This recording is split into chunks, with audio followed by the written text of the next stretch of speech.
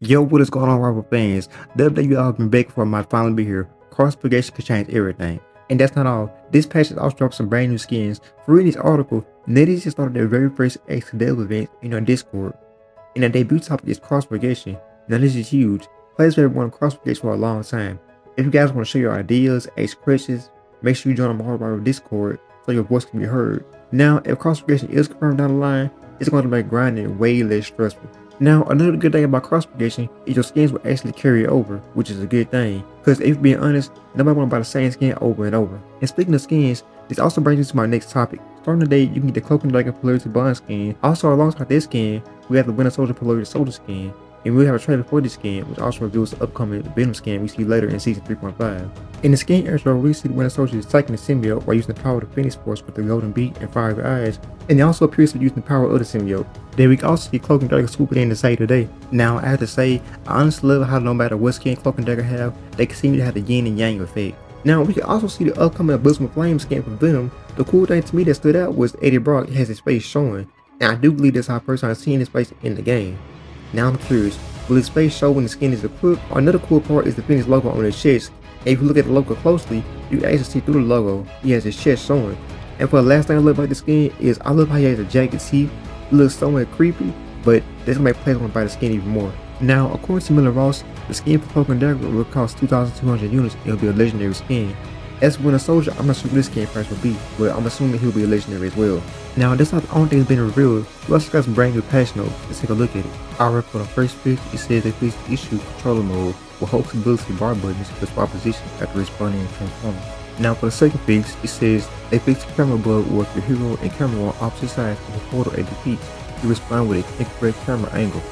And for the third fix, it says they fixed the bug where if player A ends a career while in the team and player B created a custom game, pulling player A into the custom game, it will prevent access to a career screen. Now for the final fix, they fixed the issue of changing keybind for hero A, then while clicking undo and switch to hero B's page, will undo hero B's keybind instead. Now for master mode, it says they fixed several terrain issues that cause players to become stuck or click into strange areas. Now for the heroes, it says Hulk Gamma Jump Jitters. It said they squashed the bug where Hulk's incredible leap could accidentally knock down targets applied with Magneto's metal bulwark or Hulk's Gamma shield.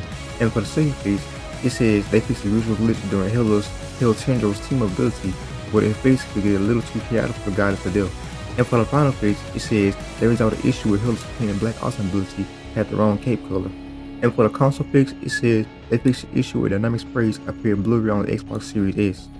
Now in my opinion, Hulk fixes are actually bigger than they look. That Gamma Jump bug can ruin fights by knocking down teammates or enemies incorrectly. Now for Halo's visual polish, it's small in gameplay wise, but in terms of presentation, it's big. Alright guys, we have a Reddit post by users known as Mr. Skittles 983. He says Mr. Fantastic feels pretty weak right now. He states Season 2 of 2.5 was probably his peak. The Brawl died pretty much the game and include the show. Now he just explodes. Reed doesn't have enough damage to be threatening and doesn't have the tank to protect. Sure he can't die, but his value is just a thing, but worse. There's little to no reason to pick Reed than Thing, and I'm on Lord on both. Things has more health, more movement, and more damage, and also an unblockable area effect ultimate. When the enemy finds his niche, his resolve does shine with killing and brawling unless there's an ammo. I'm not sure what they can do. I think more speed and movement or maybe more damage on those basic hits. Now, as a Mr. Fantastic man myself, at a degree he does feel weak. It feels like I'm pressing the right trigger 40 times just for one kill. And if the enemy has armor, it's even worse, forcing me to retreat and get back up. And also another thing I noticed when playing Mr. Fantastic is when you far away you try to punch an enemy, the attacks don't register even though the attacks reach the enemy. Now, I still don't understand how Mr. Fantastic went from Brawl in Season 2 to 2.5 to Benchwarmer in Season 3 and 3.5. Right now, he basically a thing, same job, full tools, less damage, that's all it really is. Unless it does give more speed or damage, you're better off picking a thing. But some people don't want to switch to the thing, and I can understand it. Even though Mr. Fantastic is not as strong, he can still hold his own in the fight. Alright guys, we had this Reddit post by a user known as Roxy Got Moxie. He says, what do you think about rocket bullets healing allies it passes to replace his healing orbs? He says, I saw someone say that devs want to make sure characters swap their power fantasy when playing them. And then someone brought up how playing rocket doesn't feel like playing rocket with gadgets and stuff. Now his primary fire can be like Jelf and Bosom Woman, where it passes through all targets and heals and damages at the same time. He shoots 2 bullet pairs on the one heal, and the other only does damage.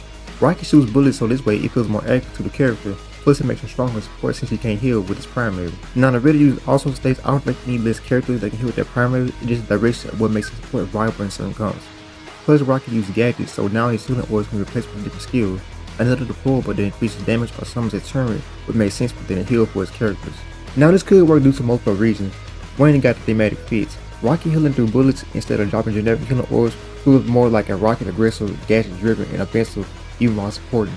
Now another reason would be, if the healing orbs get removed, Rocket can get like a turret, they can be deployable, they can damage amps, mines, or other gadgets, they get some more creative utility and zone control. Now, if these changes were to come, there will be some challenges you have to deal with. For example, the balance concerns. Healing through primary fire is strong because it's constant and doesn't require downtime. If it turns too high, it risks making Rocket oppressive as both damage dealer and healer. Now, another challenge would be the skill expression. If his bullets heal and damage, projection becomes even more important. You need to make sure that healing isn't accidental or overly forgiving. Now, in terms of meta, they should actually put Rocket into a must pick for a dive or pro comps that benefit from constant frontline healing while applying pressure in the middle. And another challenge I want to say is, if he heals like Jump and supports like a gadget user, he might step on Jump toes unless there's a clear difference in healing style or extra utility. Now for my take on this, a little thing direction it's going, Rocket is constant fire, offensive support, who heals through damage and brings extra gadgets and makes him far more unique. But what I can say is that Dales will have to keep his healing numbers low but steady so he doesn't overshadow or sustain focus supports. And also give him a gadget-based secondary skill like a turret, deployable mine, or a damage amp to make him one of the most versatile hyper supports in the game. To sum it up, Rocket healing through his primary fire be a perfect marriage with theme and gameplay. It's more Rocket and less generic healer, and it also opens space for gadget-based utility. The trick is balancing, so he's not too powerful.